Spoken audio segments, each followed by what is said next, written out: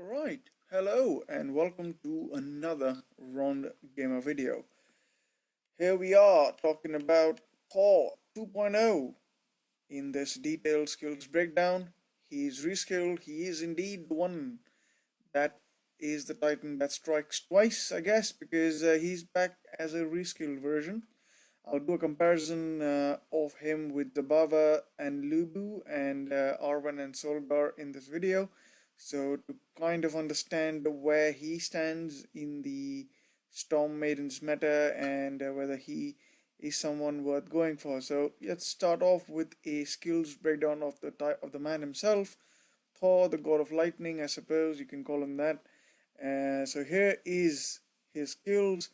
He comes in with 380% lightning damage, 250% AP, which is unusually high for a lightning champion, and 44% critical. So he's very well stocked up when it comes to all the offensive skill sets. He also does pretty well on the health, probably one of the highest health I've seen on a champion at 180% base, 100%, 88%, 180% health.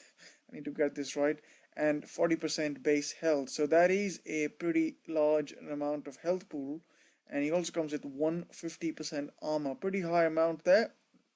And you're getting 40% melee and ranged, as well as all elemental resist. Now this last thing there, elemental resist, is very useful when it comes to certain relic that we're going to see in a moment. So that is very good skill set. If you are a player new to the game, you'll certainly enjoy Thor as a solo Titan to take into fights. Even if you don't have any 5-star relics, I think the relics in this event will be pretty good if you want to consider having a solo Titan. And possibly Titan which at lower castle levels could possibly even be a decent defender as well. So right, that's what his skills are.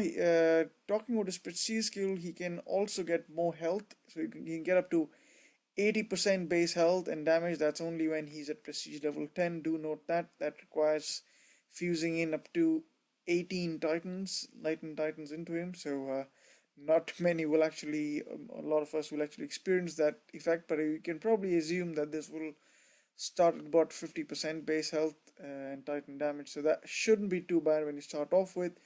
What he really has interesting and quite rare skill, I suppose, is that whenever the battle begins and every 30 seconds on attack and 50 seconds on defense, you'll get a lightning spell that will be cast on 5 enemies. Now that is super interesting, isn't it? Now, if your enemies are fairly bundled up, well, that will just mean 5 lightning spells are going to drop on the same spot, which could be absolutely devastating. So that's a pretty good skill.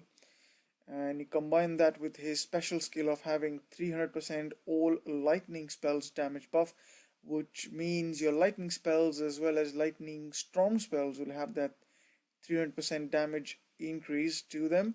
And you will also get 5 lightning storm spells, not only lightning spells, but lightning storm spells when you begin the battle. So those are pretty good skills to start off with. He is definitely doing a lot when it comes to lightning storms. Now talking about Storm Maidens, he does 380% damage with Storm Maidens with 50% base damage, which is quite rare and unique to a champion class. You get getting base damage on a troop. That's pretty interesting, and you get probably the highest AP that we have seen so far when it comes to a non-god or a non-Dragon Slayer class Titan. 250% AP for Storm Maiden is absolutely fantastic, and it's brilliant. It's particularly useful to know that Storm Maidens already start with, I think, about 60% AP when you're at level 25. So that is really good. You can already touch 300% AP right off the bat with this Titan, and then of course take relics to let you shoot up to 400% and further. So I think when it comes to Thor's Storm Maidens, I think the real strength here is actually not the damage, which you might think looking at that massive 380% damage buff, because there are other Titans that actually beat Thor in that category, but it's the armor piercing that he really does a superb job on. Then he has 44% critical, which is good, which is a tier 3 skill. You get something rare, which is some defensive buffs for Storm Maidens. You get 180% health, 150% armor, and 40% all elemental resist. Now, where this might be coming useful is if you want to have some sort of build where your Storm Maidens want to be able to take in some amount of damage, maybe just to get away from some of those pesky corrupted panthers, I suppose, from the recently released Ian Gora Titan, or just be able to take in some damage from spells and stuff like that. That health and armor and elemental resist will certainly come in use. And that 40% elemental resist means that you will need at least 2 relics to get your resistances up closer to 90% to a certain element. So do note that. Now, talking about his special skills, which we already covered the lightning spells and lightning storm spells. Now, what he does quite unique are these two set of skills. One being whenever an offensive spell is cast, that's I'm guessing by the Titan himself. It wasn't really clear whether it's enemy cast or allied cast, but I'm assuming it's one that you cast. That's your allied cast. That if that happens, there is half chance of casting a lightning spell on a random enemy, and that can happen up to 15 times. So, which is interesting. Now, given that it's a half chance, what that means is for you to be able to make use of those 15 opportunities for this to happen, you're going to need at least 30 spells that you will have to cast yourself for that to happen. Now, whether that is easy to do, probably not. So I don't really see how this whole skill can be utilized to the maximum. But even if not, that certainly having lightning spells drop on random enemy troops is interesting. So if note that you already get 5 lightning storm spells when you start off with start using Thor. So if you drop those 5 spells, there's at least chance of getting almost 2 or 3 extra lightning spells that are going to drop as well.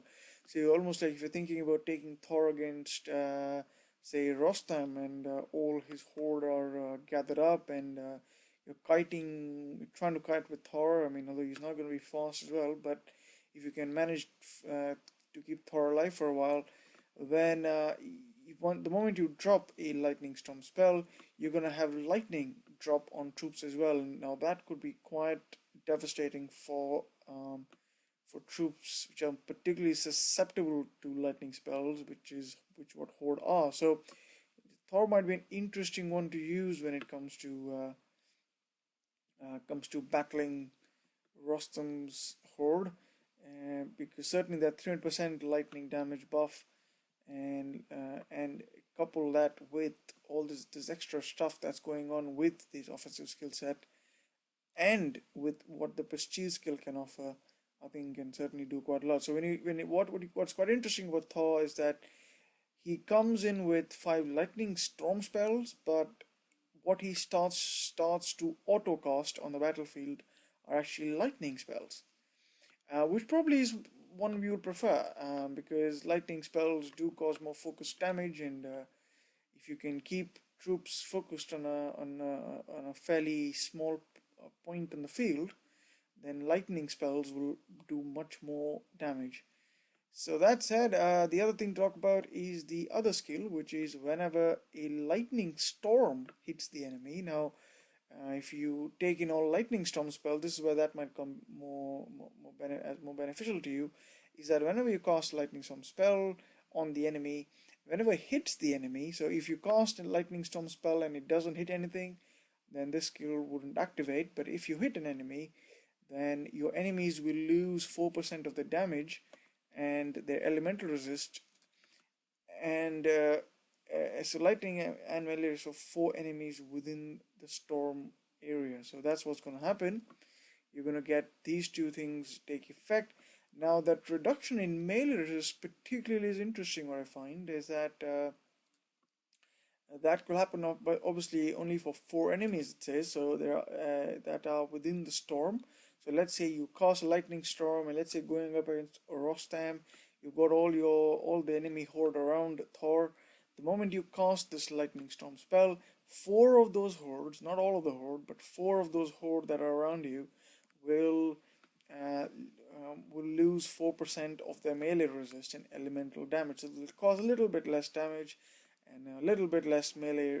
Will have a little bit less melee resist. So if you're going up against a Rostam build with a full elemental resist and full melee resist, that'll start to well, the melee resist will at least start to drop, and which basically means Thor, if he's got enough armor piercing, should actually start to cause damage on the enemy horde.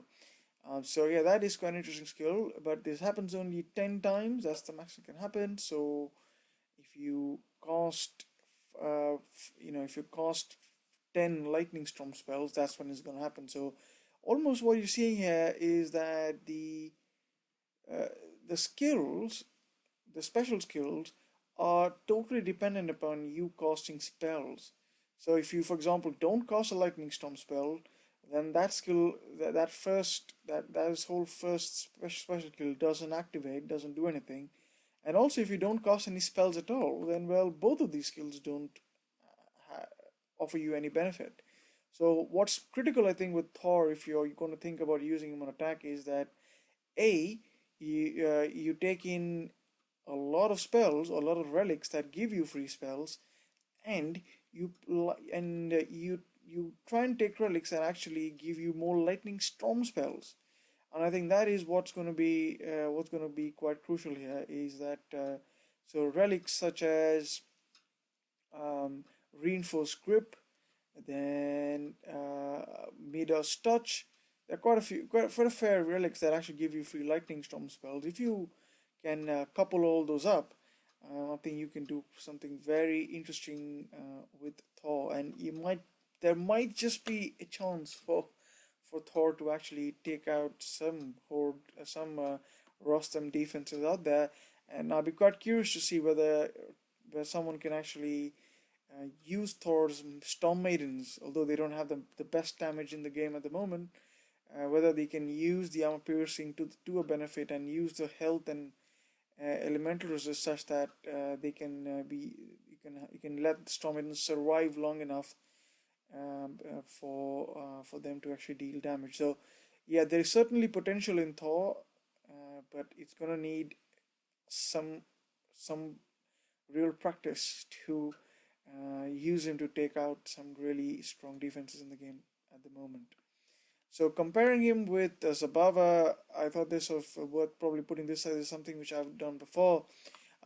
You will notice that Zabava has more lightning damage, more health, same armor, same critical, same melee and range resist, but Zabava doesn't have the elemental resist, and also Zabava has about 80% less armor piercing uh, than what you have when it comes to Thor. So that said, though, the other skills that Zabava has, which improve the Titan's damage, certainly makes Zabava a top-notch solo artist. So Thor is not gonna be as good as Zabava when it comes to attacking as a solo artist.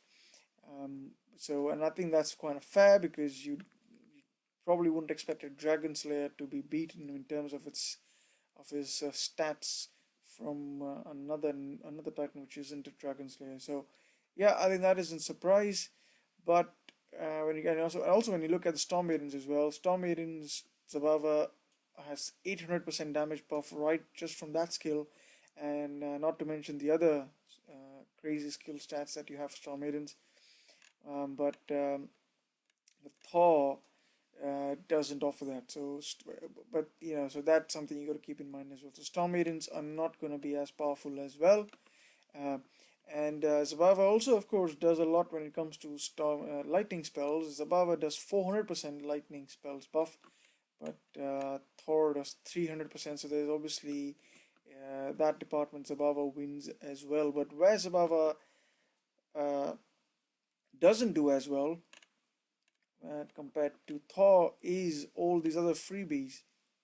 So Zabava doesn't have any free lightning spells or lightning storm spells, um, and Zabava doesn't also have any additional lightning damage buffs. Though, well, not actually, that's not completely true. Zabava does have these so-called lightning traveling storms, and this effect when enemy Omega is summoned, you get a lightning on the enemy Omega. So there are some interesting effects that Zabava can certainly do with lightning, but for example, this one's based on the Titan doing critical. You'll get a traveling storm, and so you can almost rely on having 10 lightning spells cast on the enemies. But that of course requires a high prestige level. So there is a pros and cons, but I think overall, if I had to really say that, I think Zabava still wins the race when it comes to lightning spells. That additional damage buff there, and these all other effects that you see that can happen, I think that probably puts Zabava slightly higher compared to his skill set, even with lightning spells. But THOR can do some a lot of interesting stuff. Now, when you look at do a comparison now here, if you look at Thor and Zabava's Storm Maidens as well, you notice that Zabava's Storm Maidens have no health, and so you know if you've been seeing videos of people using Storm Maidens against Ian Gora, what you'll notice is that the, the Storm Maidens can actually take a bit of hit. They can actually survive for a little bit, and so if his Storm Maidens can do that, then I would think that Thor's Storm Maidens can also do that. But even though that is true, what isn't true is that they can't survive for that long. They can't do that much damage because if you're comparing 800% damage to 380% and 50% base damage, even if you convert that as well, that's probably 1.5 multiplier. You're not coming close to the Storm Maiden damage that you see on Zabava. So yeah, I think overall, I would happily say that Zabava Storm Maidens are much stronger. So yeah, there you go. Comparing him with you got here some comments with Arwen and Solgar as well, just to show you that Arwen and Solgar are also more powerful when it comes to Storm Maidens. Solgar is a particularly interesting one to compare. You get 540% lightning damage buff and 188% armor piercing. This is probably one Titan that comes close to THOR level of armor piercing for Storm Maidens, but I think where we can happily say is that THOR wins is his armor piercing department, because neither does Zabava or Solgar do more armor piercing than THOR. Yeah, so that is quite interesting, isn't it? So that is a good little comparison there. Hopefully that helps. I've got a comparison between Lubu and THOR as well, just to kind of highlight who's better, because Lubu is also one of the old or existing, I suppose, lightning storm artists out there, and they're quite closely matched if you think that way. But THOR clearly is winning with more elemental resist, 10% overall across all melee ranged and all elemental, and THOR has more health, more armor piercing, and also does more damage, and has the same pursuit skill. So you get 80% base Titan damage and health, and so I think overall, THOR is now the new Lightning Storm Master when it comes to champions. Looking at the event, this is a 19,000 souls event. You can use THOR, Baba Yaga, Runa, or Frigg for a 1.4 boost, 1.2 with all 4-star, and 1.1 with all 3-star champions. You can use the Storm Candle relic that's been dropping from Theaters of War. The real prize in this event is, in my opinion, not 19,000 souls event, not 9,000 souls prize, which I'll show you in a second, the Storm Kimbala, which is a great relic in its own right. It is truly, I think, it's Gungnir at 11,000 souls. This is a fantastic relic.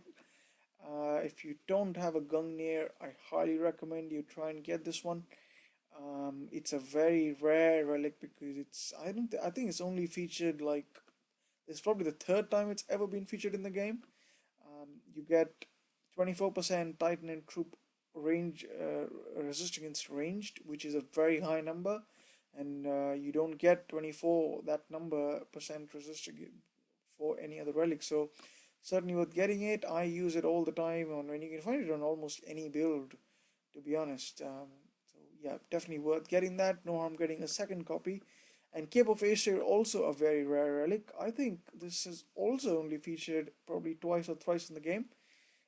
I think the original release was probably with Loki when he came out. I would guess. 50% lightning damage buff, 20% critical, and 18% Titan and True Armor Piercing. Great relic for Zabava, great relic for THOR, or any Titan that is focusing on boosting the Titan's damage. You can also pick up Viking Helm, another rare relic, though not as rare as the ones the image you see now. And THOR is available at 16,000 souls. And another relic called Storm Potion, which is a okay relic. I'll show you what the stats are as well in a second. Here, the Alliance rewards, you can pick up THOR at level 50 for rank 1, level 5 THOR 11 to 50. You can get yourself a Hades if you rank in 51 to 100. Perhaps you can use him for prestige fodder for your Tarhoons or something like that. And or if you want to pick up 4,000 gems, then any team between 101 and 250 will let you get that. Here is the Storm Kimbala that I was talking about, 19,000 souls. So this one here, the key feature is you're getting Titan and Troop critical in one slot. You get all Troop Armor Piercing and Titan and Troop Lightning damage. So very good relic overall. You can buff the stats for your for THOR as well as his Storm Maidens in one relic. So pretty good relic actually.